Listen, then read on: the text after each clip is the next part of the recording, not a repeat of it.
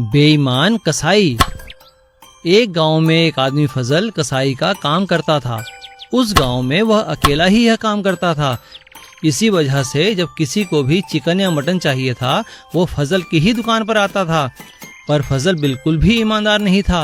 वो हमेशा तोल में हेरा फेरी करता था। भाई फजल, जरा 1 किलो चिकन तो देना।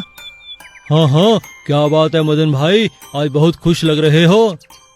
आज मैं 12वीं कक्षा में पास हुआ हूँ, इसीलिए माँ चिकन बनाएंगी। जैसे ही मदन का ध्यान बातों में लगा, फजल ने चिकन कम तोलकर फटाफट पैक कर दिया। इसी प्रकार वह सबको कम सामान देता था।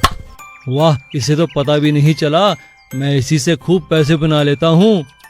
एक दिन फजल के पास एक सिपाही आया। फजल, मंत्री ने कल सुबह 25 किलो मटन मंगवाया है, ये लो पैसे, और सुबह सबसे पहले उनके घर मटन दे आना। ठीक है, मैं दे आऊंगा। फजल अपनी आदत से मजबूर था। उसने केवल 20 किलो मटन ही तैयार किया और मंत्री के घर दे आया।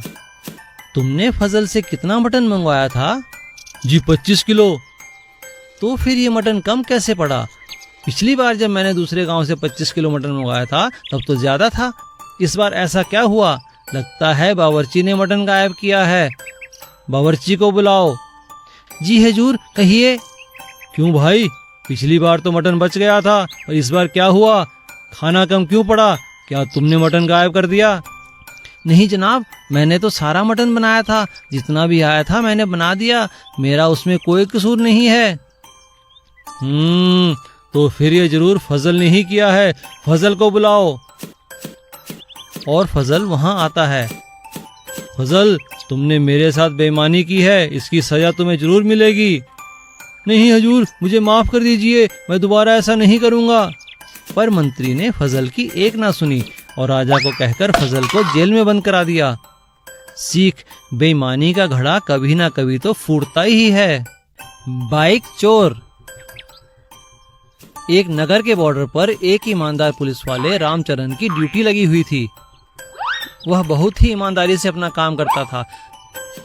सभी गाड़ियों को अच्छे से देखकर ही जाने देता। एक दिन रामचरण नाके पे खड़ा था।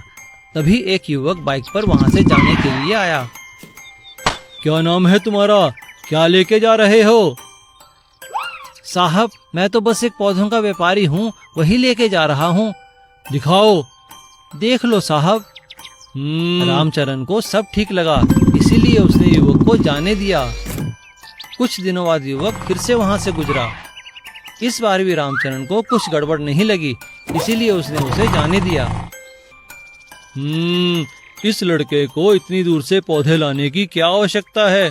कुछ तो गड़बड़ है जिस पे मेरा ध्यान नहीं गया। अगली बार दोबारा देखूंगा। 2 दिन बाद युवक फिर से वहां से गुजरा। इस बार भी वह कुछ पौधे लेकर जा रहा था। कुछ तो बात है जिस पे मेरा ध्यान नहीं गया। क्या यह पौधों में कुछ लेकर तो नहीं आता, या फिर और कुछ गड़बड़ है? अरे यह क्या, यह तो हमेशा अलग अलग बाइक पर आता है। कहीं ये बाइक चोर तो नहीं? ओहो, अब तो दूर निकल गया होगा। चलो अगली बार देखूंगा।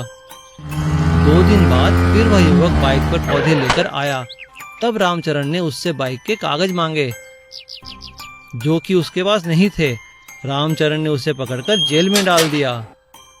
अच्छा बच्चू, हम इसे चालाकी, अब सड़ो जेल में। सीख, कोई कितनी भी चालाकी करे पकड़ा ही जाता है। मिर्च के पकौड़े।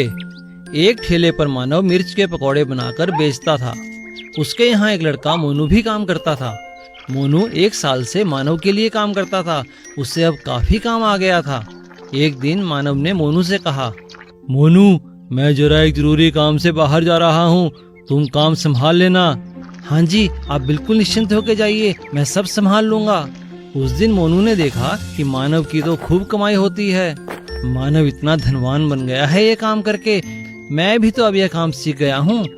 मुझे लगता है मुझे भी अपना काम शुरू कर लेना चाहिए। किसी बहाने से यहाँ से काम छोड़ देता हूँ। अब मोनू कई बार काम में गड़बड़ करने लगा, जिसकी वजह से परेशान होकर एक दिन मानव ने उसे डांटा। क्या बात है मोनू, तुम्हारा ध्यान आजकल काम में नहीं लगता, सही ढंग से काम करो। आप मुझे ऐसे मत डांटिए, अब मैं आपके यहाँ काम नहीं कर सकता, मेरा हिसाब कर दो। हाँ हाँ, ले ले हिसाब। और कहाँ जाएगा? तुझे कोई और काम तो आता नहीं? हाँ, आता है मुझे काम। यहाँ का सारा काम मैं ही तो संभालता हूँ। देखना, मैं भी अपना एक मिर्च के पकौड़े का ठेला लगा लूंगा। हाँ हाँ, देखता हूँ कैसे बनाता है मिर्च के पकौड़े। जो मसाले में डालता हूँ वो मैंने किसी को भी नहीं बताया, और उसके बिना कोई अच्छे पकौड़े नहीं बना सकता। उस रात मोनू सोचने लगा, ऐसा क्या है जो मानव मसाले में मिलाता है। फिर वह चुपके से मानव के घर गया और खिड़की से झांकने लगा। मेरा मसाला तो बहुत लाजवाब है, इसके बारे में कोई नहीं जानता।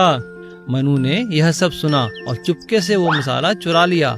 दूसरे दिन मनु ने जब अपना ठेला लगाया तो उसने अपने बनाए पकौड़ों पर वो मसाला डाल दिया। अरे मनु, यह क्या?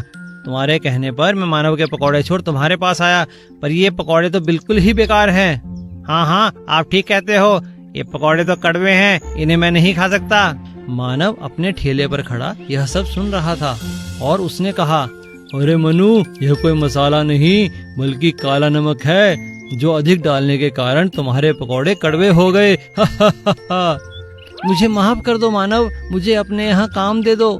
सीख, नकल और अकल में फर्क होता है।